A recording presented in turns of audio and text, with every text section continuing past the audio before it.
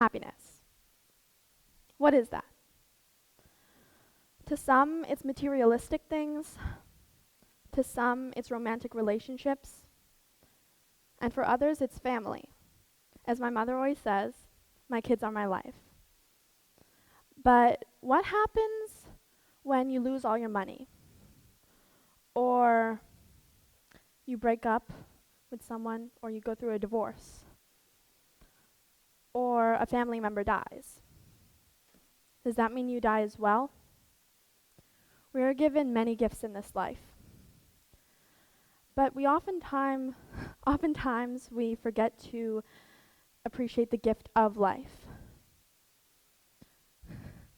Sorry, I'm nervous. We appreciate the good, but we are unappreciative of the bad, and still unappreciative of the neutral, until, of course, something goes wrong.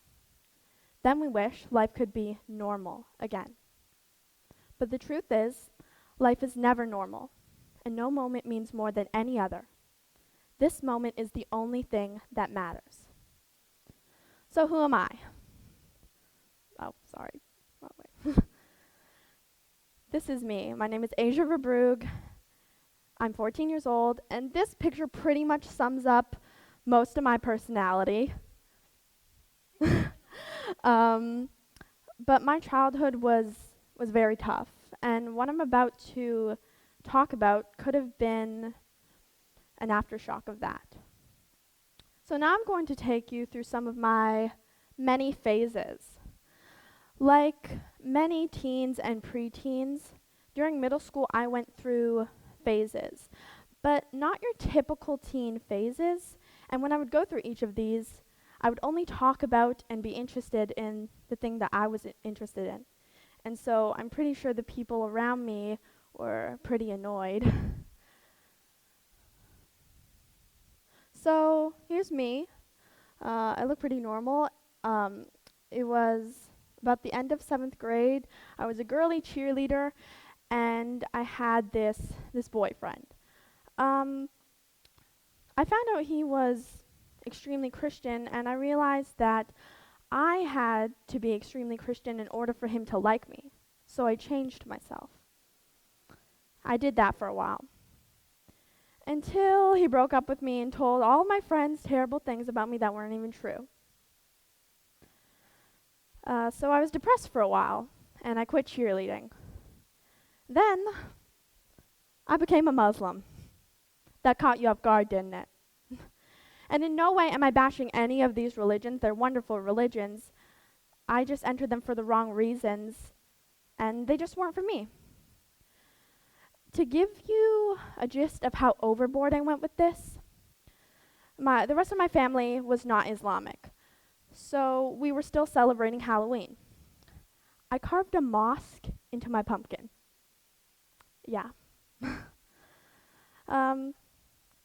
So after that, at the end of 8th grade, I went to a modeling phase. Not that I was actually a model, but I would bring fashion magazines to my school every day and only read those. And, I'd go up to everyone, smell this perfume, and you know how they have the little perfume thingies? Yeah. I would only take pictures like this, and I plastered my binder with shirtless pictures of my favorite male model. I'm sure all of my teachers loved that. So yeah, I did that for a while. Summer before my freshman year of high school, a lot of good things happened and a lot of bad things happened. It ended in a pretty bad way, so when I started my freshman year of high school, I was pretty down. This is me and my best friend Alex, who she's here today, at my house before homecoming. Throughout this first semester, I realized that high school wasn't for me. In my biology class, I was getting bullied.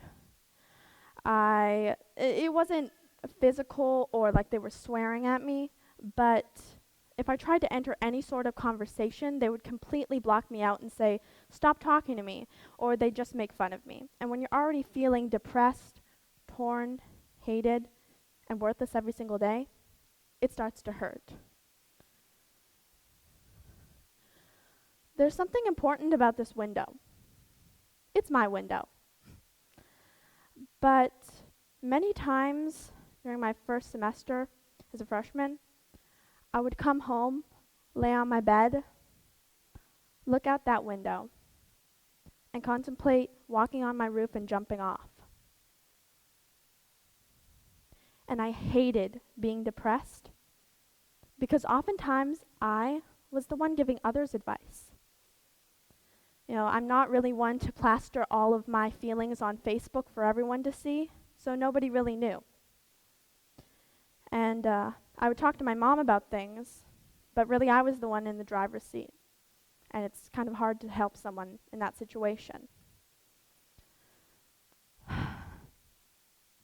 So I started online schooling. I dragged myself through the rest of first semester, and I started online schooling.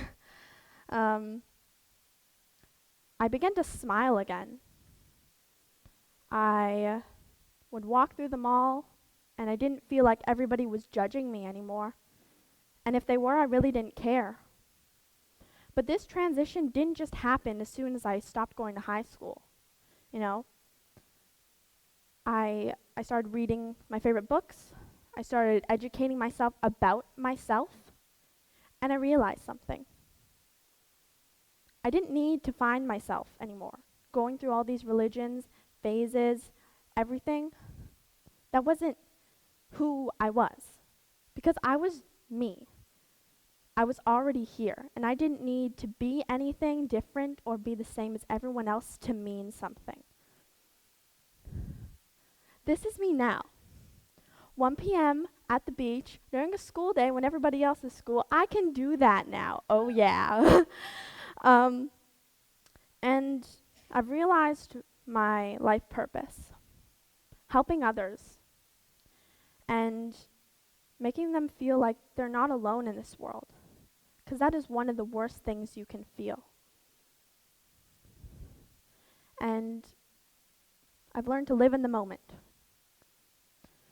So, what's the point of this?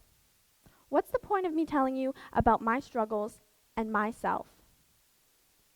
Well, the point is, none of it matters. The pain that I went through, it doesn't matter. It was completely unnecessary. I am who I am today because I choose to be. You see people go through terrible things all the time. It will either make you or break you. But who you are today is who you choose to be, regardless of your past or your future. The secret to happiness is living in the moment. Not just not worrying about the past or the future, but accepting who you are in this moment, no matter if you change, no matter if your belief system changes, no matter what. Being yourself in this moment. Thank you.